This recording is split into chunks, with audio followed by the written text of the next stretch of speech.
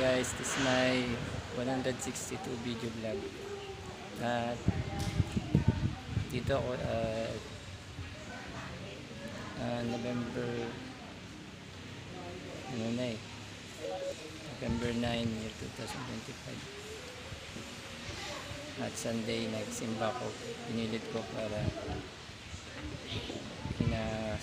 sa word 1 at itong word 3 dahil ako'y loyal sa pagsimba, dahil mahal ko ang mga Latter-day Saints, brothers and sisters ko. Nandito ako sa church, nag-evacuate sila at dahil para may masilungan. Ito ako as missionary,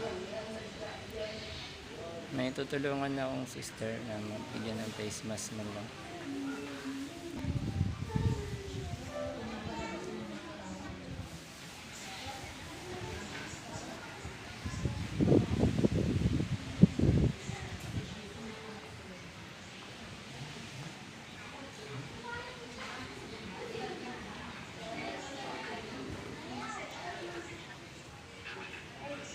Hi sister. Ay. Bibigay lang po ako sa inyong face mask. Ito po, bibigay ko face mask para makatulong sa mahirap.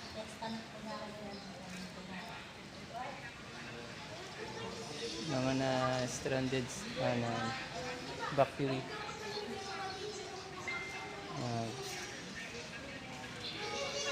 Na may masilungan sila dito sa Latter-day Saints.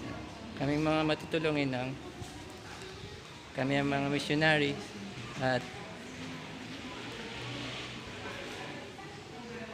para maging ligtas sila sa bagyo o typhoon. Pero pag-pray din natin na sana ay mawala na itong bagyo agad at pumunta sa ibang lugar. Itong Yuan. At ito lang po. Bye.